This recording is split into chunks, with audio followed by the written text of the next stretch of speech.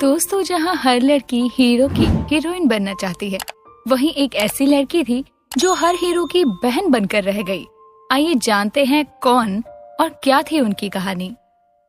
दोस्तों, फरीदा जलाल को कौन नहीं जानता, जिनकी एक मुस्कान ही ये बताती है कि वो कितनी पॉजिटिव औरत रही होंगी।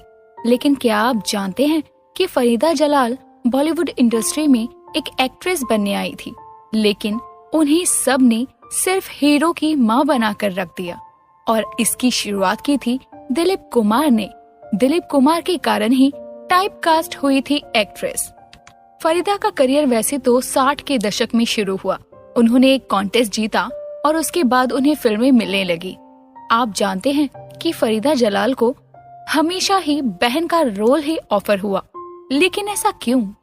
फरीदा जलाल ने United film producers talent Hunt जीतकर अपनी करियर की शुरुआत की थी और इसी कंपटीशन को राजेश खन्ना ने भी एज अ मेल कॉम्पिटिटर जीता था।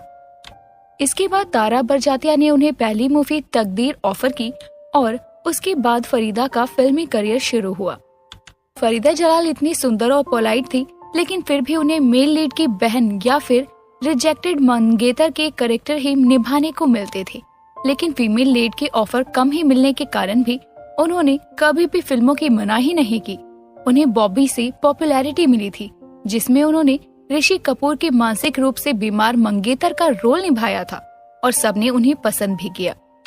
और 80 के दशक में अपनी ढलती उम्र के कारण उन्हें बहन, आंटी, माँ और दादी के ऑफर आने लगे। जब एक इंटरव्यू में फरीदा जलाल से पूछा गया कि आप एक बहन के कैरेक्टर के रूप में टाइपकास्ट कैसे हुई, तो उन्होंने जवाब दिया कि ये सब गोपी के साथ शुरू हुआ, जहां मुझे महान दिलीप कुमार की बहन का रोल ऑफर हुआ। मना करने के बारे में तो भूल ही जाओ, मैंने तुरंत ही हाँ कर दिया। भले ही मुझे बस जाकर सेट पर उन्हें देखने का मौका मिलता तो भी मैं ये फिल्म कर लेती। मुझे वो बहुत पसंद थी। उन दिनों हर एक्टर उनकी नकल करता था, चाहे वो धर्मेंद्र हो, जितेंद्र हो या मनोज कुमार हो। मैं दिलीप साहब की बहन के रूप में बहुत ज्यादा डिमांड में थी। हर हीरो यही चाहता था कि अगर एक्ट्रेस कोई बहन के रूप में आए तो फरीदा जलाल हो। फरीदा इससे खुश भी थी, क्योंकि एक्ट्रेस सिर्फ गाने गाती थी, जबकि उनके पास ड्रामा वाले सीन होते थे। मुझे मेरी पहचान और जितने भी अवार्ड्स मिले वो इसी तरह इसी रोल को करके मिले। पारस मूवी में मैं संजीव कुमार की बहन थी, लेकिन राखी दी, जिन्होंने हीरोइन का किरदार निभाया, उनके अलावा भी मेरे पास करने के लिए बहुत कुछ था। उन्हें इसके लिए पहला अवार्ड भी मिला और दूसरा अवार्ड उन्हें मजबूर के लिए मिला, जो कि सलीम और जावेद की लिखी एक मूवी थी, जिसमें बच्चन साहब उनके भाई थे। फरीदा जलाल ने एक इंटरव्यू में ये भी कहा कि जब मुझे इतने दमदार role as a sister role play करके मिलेंगे तो मैं एक्ट्रेस क्यों ही बनना चाहूंगी। अगर फरीदा की निजी जिंदगी के बारे में बात करें तो इन्होंने एक्टर तबरेज बरमावर से शादी की, जो कि कर्नाटक के भटकल के रहने वाले थे। ये जीवन रेखा के मूवी सेट पर मिले और दोनों को प्यार हुआ। इनके पति का साबुन के फैक्ट्री का बिजनेस था और इनका एक बेटा है जिसका नाम यासीन है।